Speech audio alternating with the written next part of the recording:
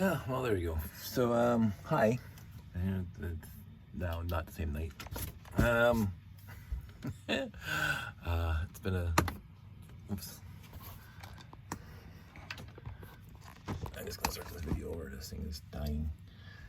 My stand for my camera is failing, which is not a shock. There we go. Nice haircut. Didn't get one. So I'm gonna just try to focus on one thing for a change. And since I finished this car, I decided to, well, finish to a point where, you know, there's still yellow in it. And this bright light orange. One of my friends told me, bright light orange. So this is bright light orange and old yellow here.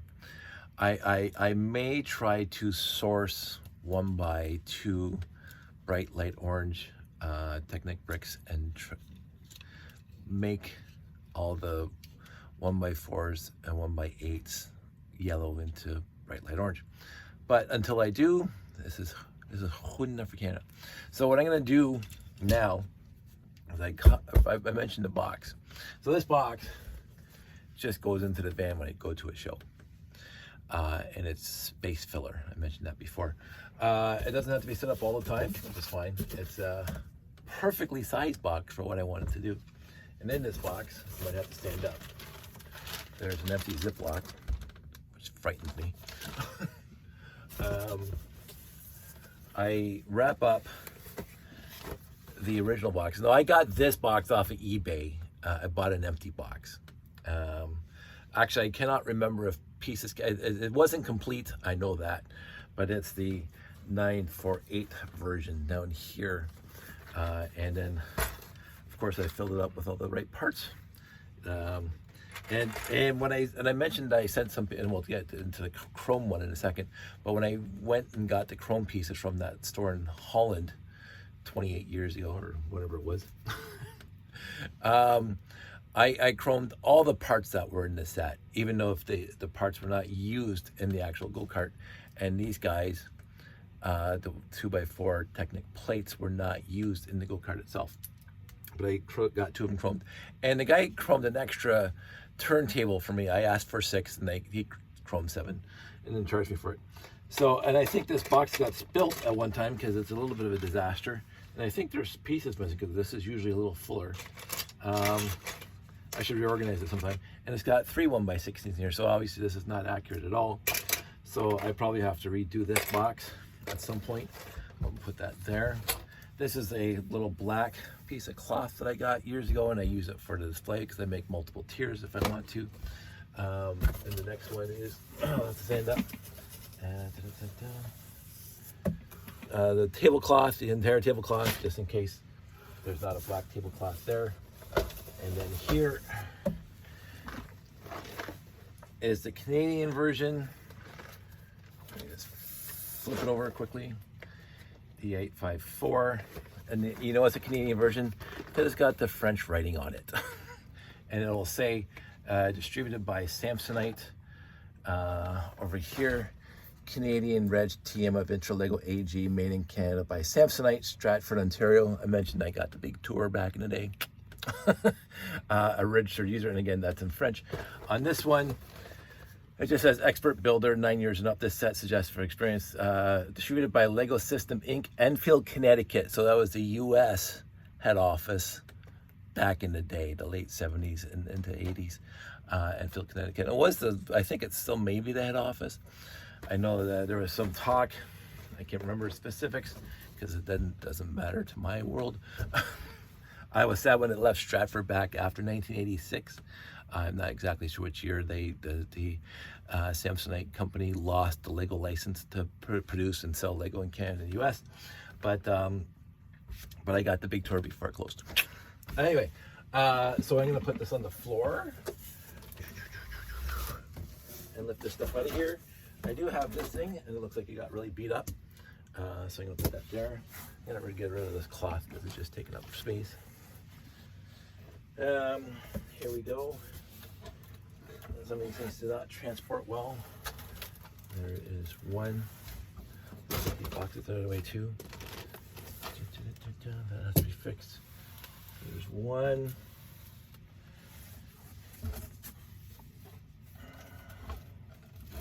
There is two. So got a clothes cloth. Don't let this for that guy. And then right at the bottom. Fingernails underneath it. There is three. Get this new way.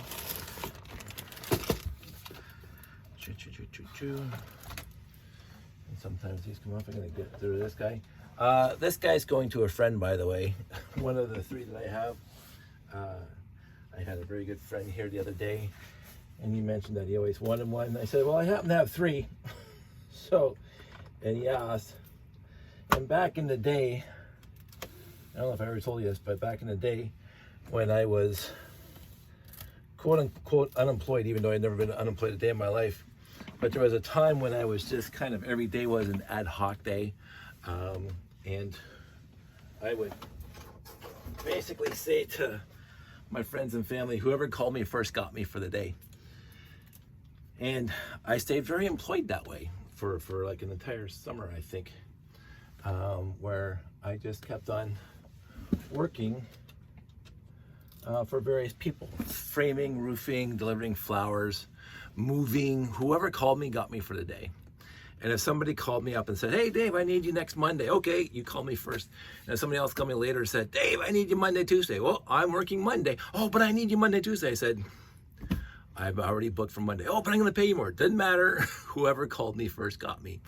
That's why I ran that summer. And it worked pretty well for me.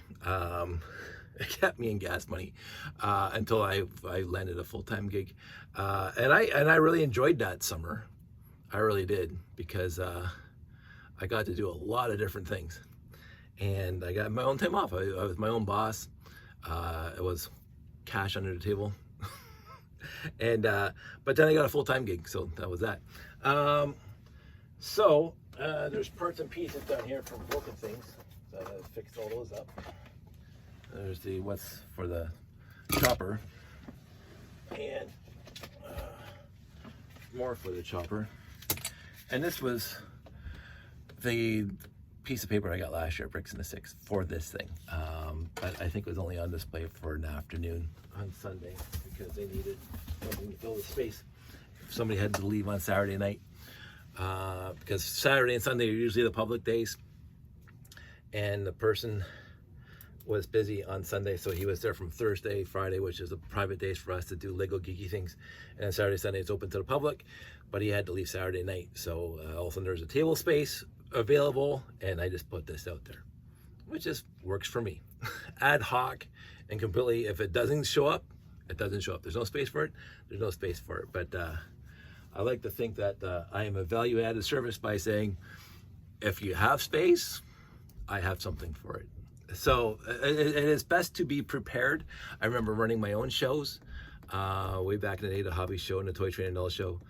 It was better to have more stuff than less stuff, more stuff than table space, other than more table space than stuff.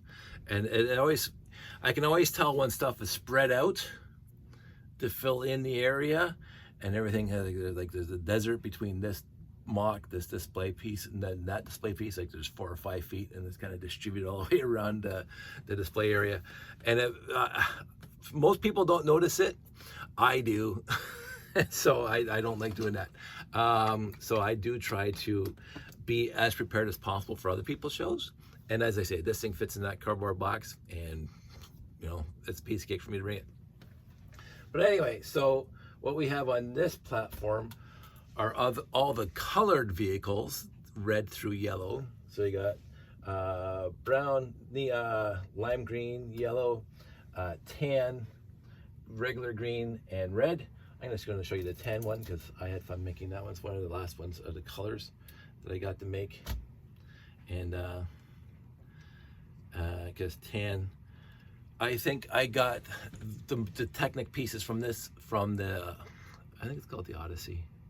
Serenity, the Mars rover set that was on deep discount back in the early 2000s, because it had a lot over. And I got the blue solar panel pieces over there. But as soon as I got like 3 or 4 of those, I was able to build one of these. And so I did. So tan, lime green was also one of those ones that I thought was pretty interesting, because, you know, lime green, really? Yeah. You can build one on lime green, should you choose it, because it got a 1x16 here, and 1x8s, and 1x4s, and 1x2s. And lime green, which was one of the last colors that I got to build fully using the right pieces. There are some colors, let me see if I can find them. Was it? I don't think it was tan. There are some colors in here, if I remember correctly, but they didn't have 1x8s, so I used 1x6 and 1x2, but I don't see them. Maybe, oh, brown, I have red 1x8s in the back, because they don't have brown 1x8s. And this is old brown, not new brown. Like, I think it's called reddish brown or something like that, whatever those.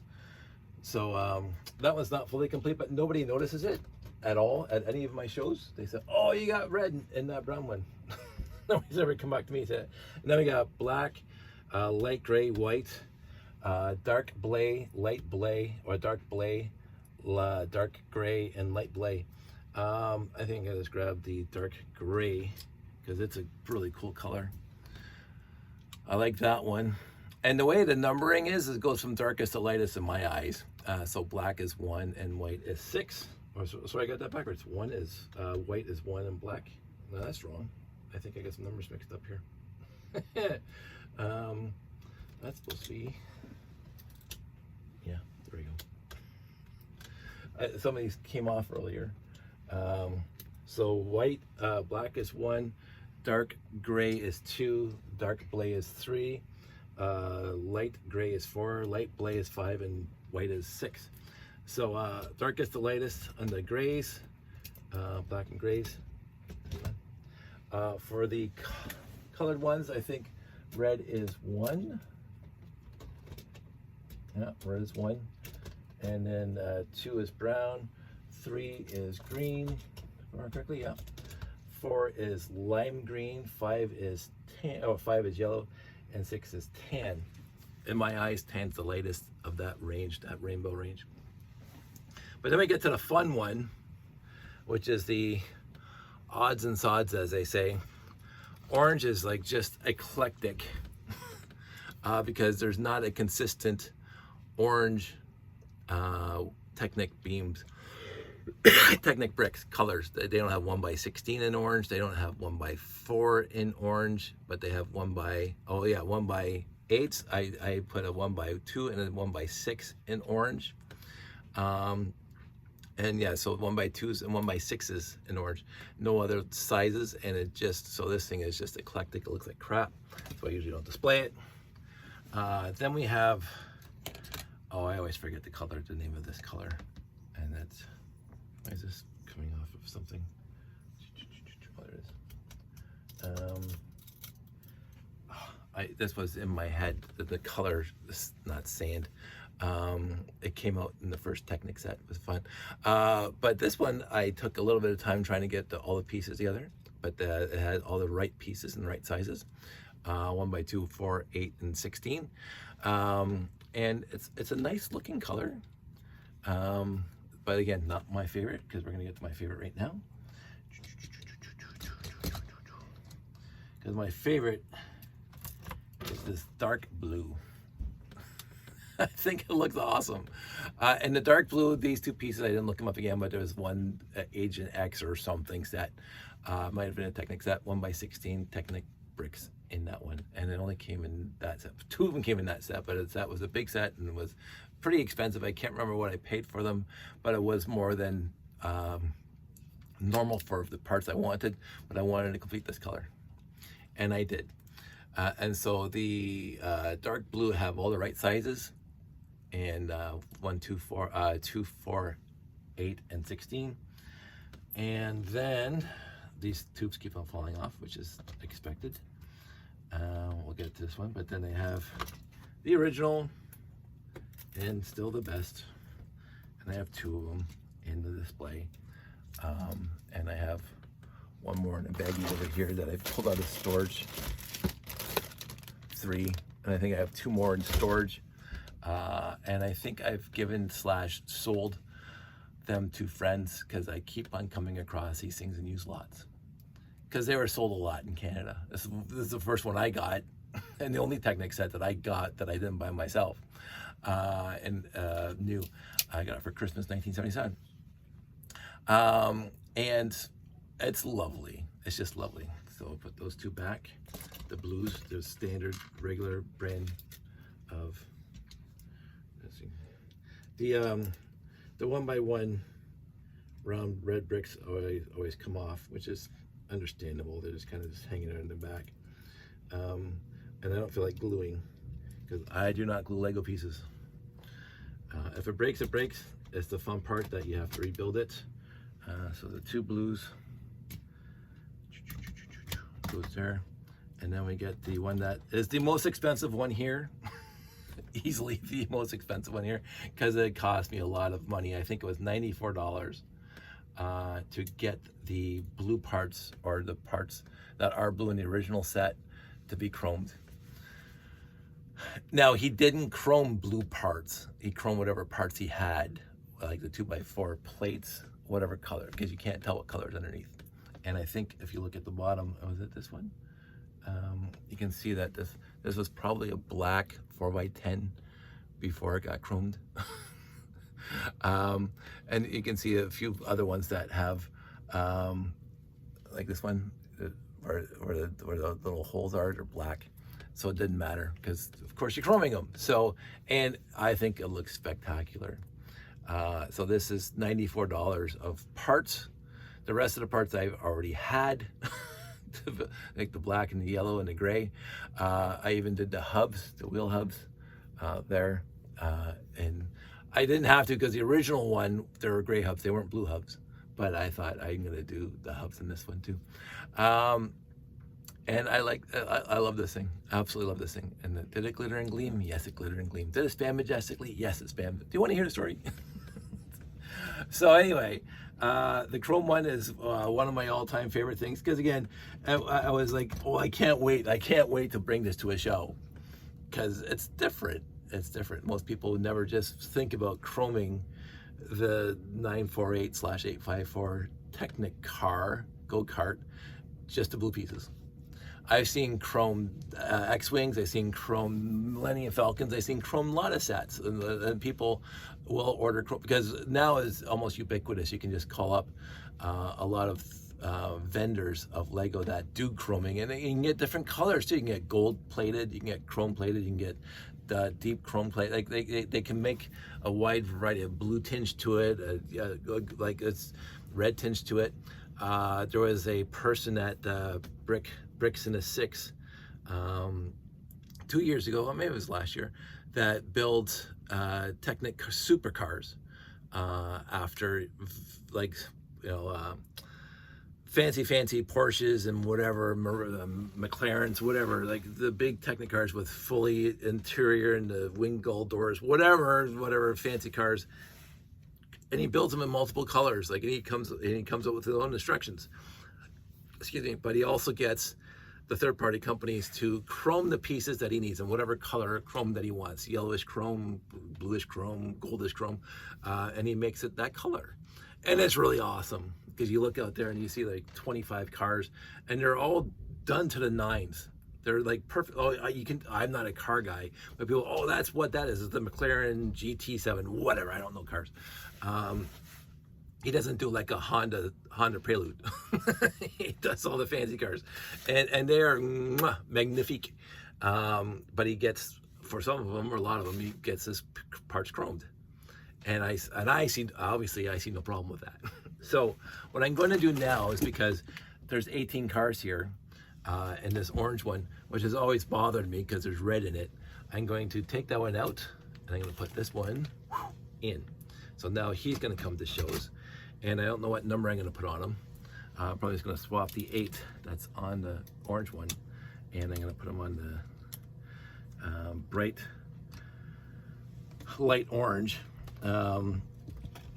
And I'm going to display that one for now, and see what happens with that. The other thing I do with this display that I have, the 848/954, is 948/854.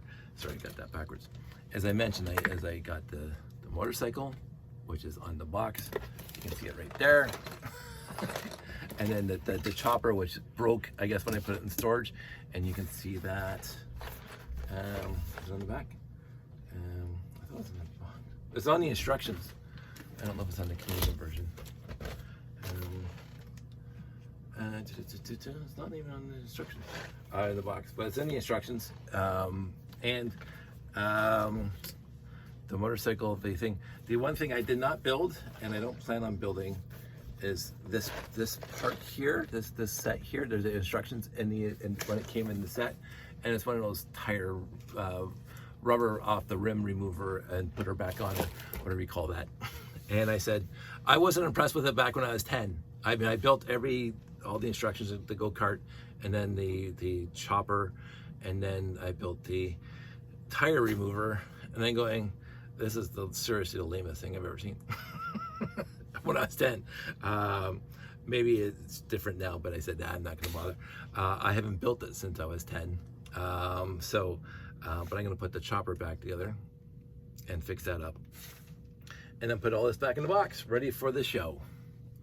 And I already sent in 2 bricks and a 6. I registered my 3 mocks that I'm bringing. The space layout, which is, I'm sure is going to bore the crap out of everybody because everybody's seen it by now. And I'm going to bring this thing, but this thing's only going to come out if there's table space that's empty for a minute. And I'm bringing my moving art. I don't have plans to bring anything else to the show. At this point, I have nothing else that I want to bring to the show that I can bring to the show.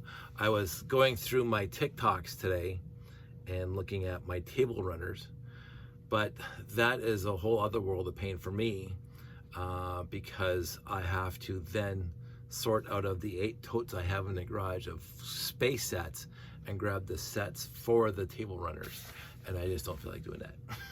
I honestly just don't feel like, putting table runners out there and finding the right sets to do it, because that is a crap load of work. Now how does this thing go together? I honestly don't remember now. I don't know if it's like, I don't know how this thing went together. I'll have to figure it out. I'll have to find the instructions. This is the seat, obviously. So the seat's back on. And it wasn't the chopper wasn't as cool as the go-kart, but hey, you know what? In the end, okay, I needed that piece. I think that goes there. So this is going to be on here. Oh yeah. So let's do this properly. Do it on screen. That goes there like that. That goes. Punch that down.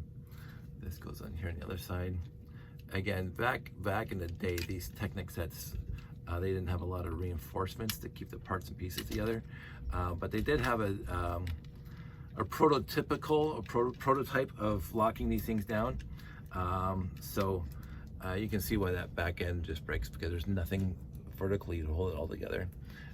They got better with that, so Technic sets would stay together. But this chopper, what I found interesting was that it was the universal joint for the steering, because the steering is here for the person sitting in the seat, and then it's kind of cute. It's a little bit of a thing that you learn.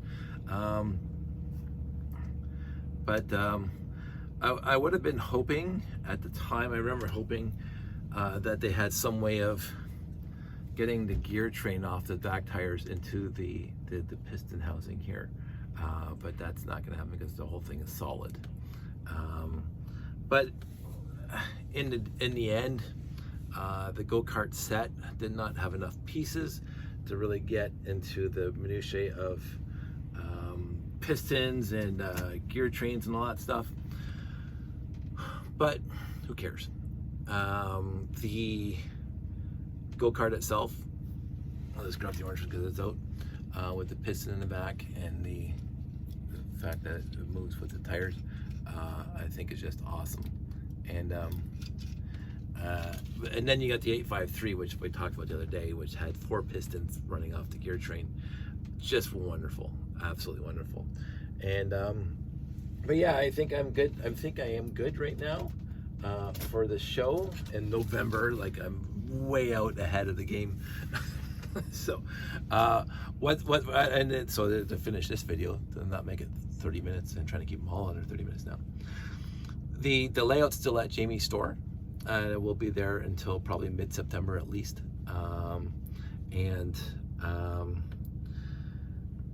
I know I have to do a lot of work on it before the show in November. So that's going to be, when I bring that back, that's what I'm going to be focused on. I do want to get audience interaction with the layout, either by or with both the Easter egg hunt, where, hey, find this character and how many black robots are in there and blah blah. But I also want them to be able to press a button or wave a hand and something happens in the layout. I've been talking about that for generations now, and I have at least 2 ideas at this point. But those take a lot of work and a lot of effort to get the gear trains and the RCXs and the coding and blah blah, so it's flawless at a show. I had built a radar dish that would spin and go up and down, and I had interfaced that with that wave your hand mechanism that I built, so it's touchless, but you wave your hand and the thing moves. I brought it to Jamie's store, but I didn't bother setting up the RCX, so it's sitting inside one of the bins. So that mechanism there. But I also want to get the garage door, the repair bay door, and the ship coming in and out. That has been on the back burner since I built the layout back in 2011. I never got it working properly for a show. It's never been show worthy,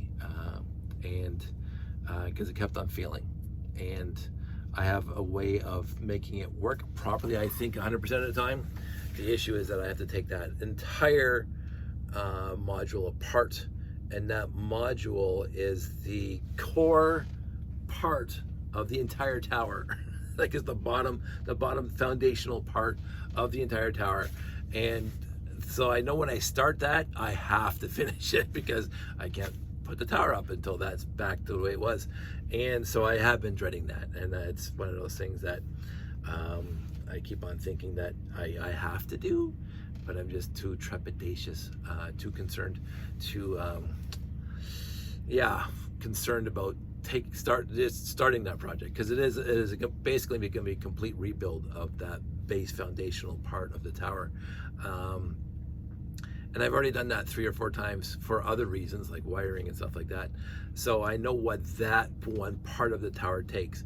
It is the most complicated, because it's also got the mechanism to push the broken spaceship in and out, but it also raises and lowers the door. And right now, because the door itself is on a gear train that goes to the chain links, which are hard to get out to, but the chain links, what happens is the chain links always come apart, and then the door doesn't come up, and then the gear train that tries to push the spaceship out rams into the door. So all of a sudden the ship breaks, the door breaks, the whatever breaks, and so I just never bother setting it up. When I get it home and I get it working, it works 10 times out of 10 times. Bing, bing, bing. The 11th time, bleh, it just, the door gets stuck halfway up. I use the clutch gear, the white clutch gear. For those of you who've never seen a clutch gear, it's one of the most fantastic things that Lego ever made. This is the clutch gear, and I'll show you what the clutch gear does. So if you got an axle that's spinning, ding, ding, ding, ding, ding, ding, ding, it's on the motor, so you see it spinning, and then if it gets stuck, the axle will still spin, but the clutch gear won't. So the rest of the gear chain, so when the door's at the bottom, the door's going down and gets to the bottom, the door will stop. And the motor, I mean, I keep on trying to time the motor so it doesn't overrun the door going up and down.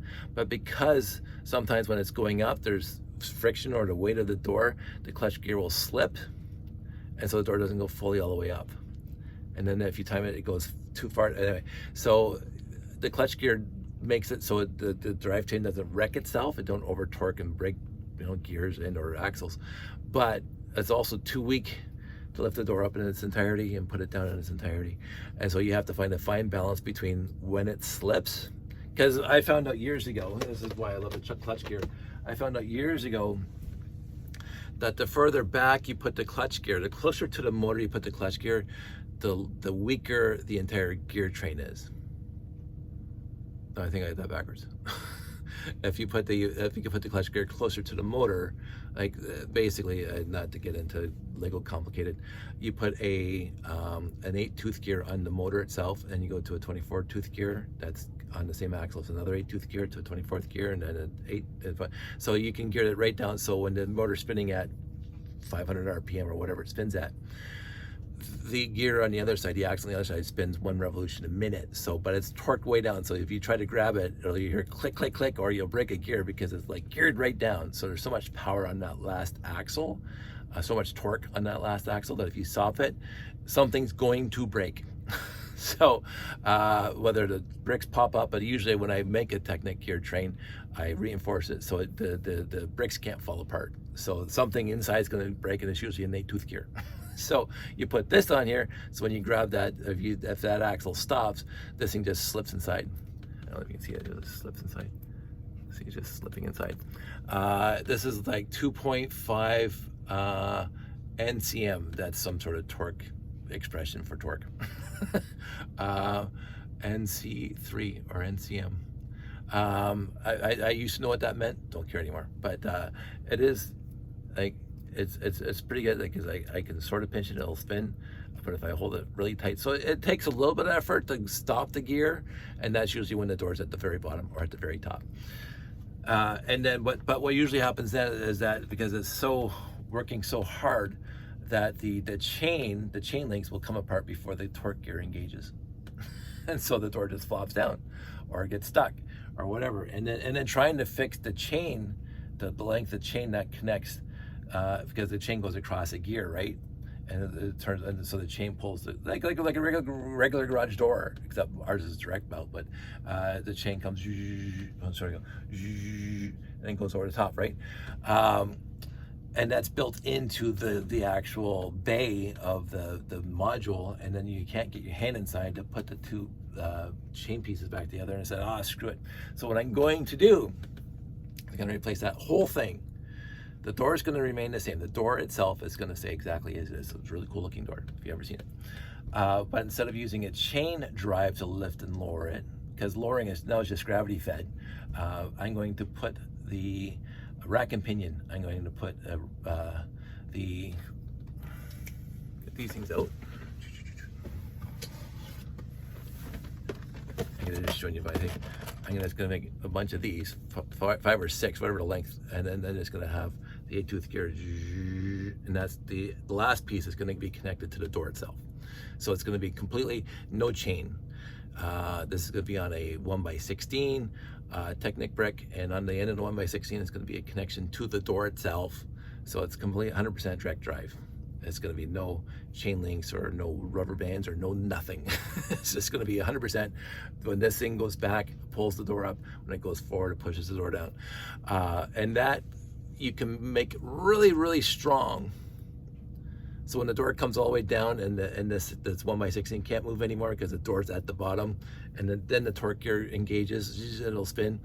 I see no problem with this. The problem is that to build all that into the module, I have to take literally the entire floor apart, because the 1x16s and these things have to go that way almost to the other end of the module, because with the chain, the chain just hangs off the other side of the gear. So the gear spins this way, the chain comes down and just pulls up to the bottom. That's all it does.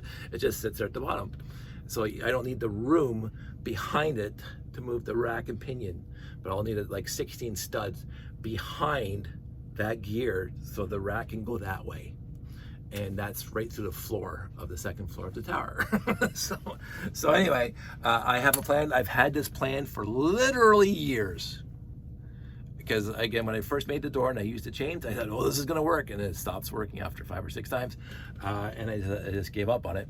But with the rack and pinion, it should work all the time, every time, no matter how many times you try it. It should work, because the clutch gear does work. I've used it in many other builds in the past, but it's the chain itself that comes apart. It's the chain itself.